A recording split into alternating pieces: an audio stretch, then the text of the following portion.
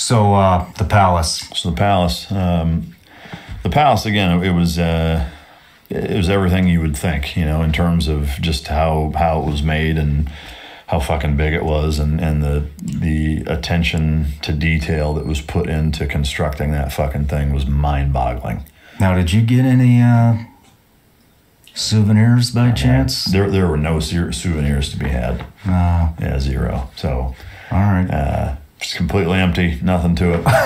Nothing to see here. Nothing to see here. And so, I mean, in all seriousness, it was mostly vacated. In that, that was, while it was his hometown, it was not a palace that he spent a lot of time in. So it wasn't like filled with Saddam's personal effects like the Baghdad palaces were.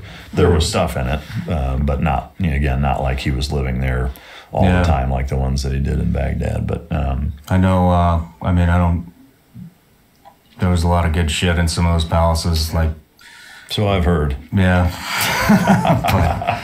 But yeah, so the palace was again, it was in terms of actually taking it down, it took a couple hours.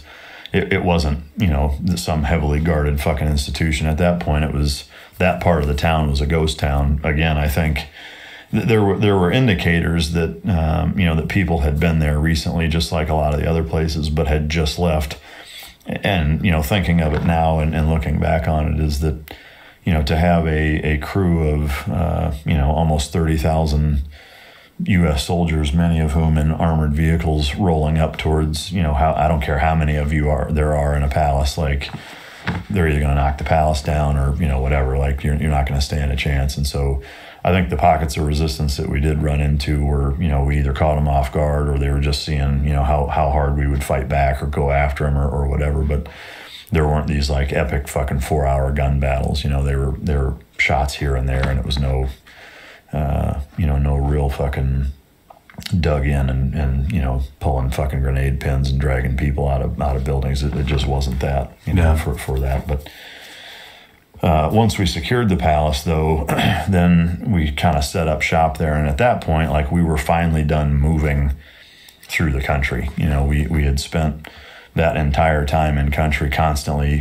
bumping forward and coming back and bumping forward and coming back, moving our way from the southern edge of the country all the way to the north. So, I mean, in that respect, it was kind of neat to have fought our way the entire way of the entire fucking country during that initial invasion period. But once we got to the palace and took it down and set up shop there, then we were static, and that's where we were the static for the most and for the longest. And so we started doing like some sniper overwatch shit. We'd go out in town from there and and set up similar operations of kind of what we were doing down in Nasiriyah and in the southern part of Baghdad, of just kind of going out and getting our own intel and figuring out what the fuck's going on, and if anything was to be had or to be done, then we did it. But there was a 24/7 watch on the rooftop because it was the highest point in the city. And I remember the Air Force had bombed the shit out of the airfield in Tikrit, which underneath it had a cache of, I wouldn't even call it a cache, I would say it was a weapons storage facility of, like legit airplane munitions and big fucking explosives.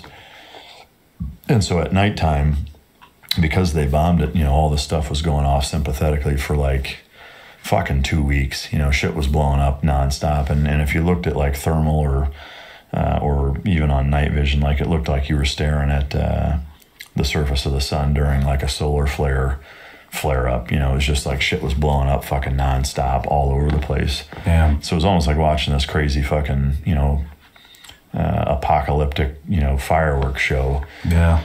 But as we're fucking around, and me and this guy that again was the IS that accompanied us, we're sitting there, and all of a sudden, just off to the left and probably 500 or 600 yards away, you see 3 little flashes of light. And I was like, "Did you see that?" And he's like, "Yeah." I was like, "What the fuck was that?" He's like, "I don't know." And then all of a sudden, straight south of us, about 300 yards, boom, boom, boom. And it was like, and we both kind of look at each other, and you see 3 more blips.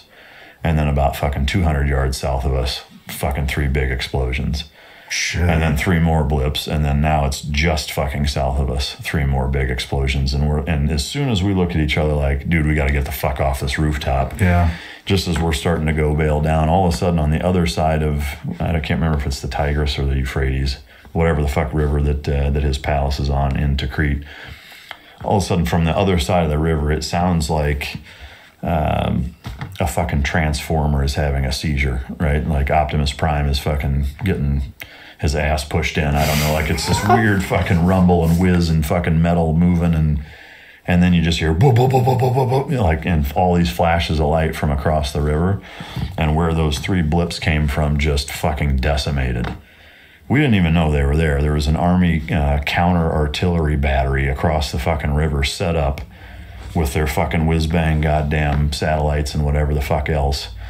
And it took 3 iterations for them to pinpoint where they were, and then they just fucking nailed them. We had no comms with them. Like I said, we didn't even know they were there. Jesus. I mean, I wouldn't be fucking sitting here 100% if they hadn't been there, because we couldn't have got off that rooftop. The way it was situated and the way that we were up there, it would have taken us probably 30, 40 seconds to even get just in the first part of the stairwell to get down off of there, and we'd have been fucked. Yeah. You know, yeah, just one of those fucking lucky moments, I guess. But a lot of those. Yeah.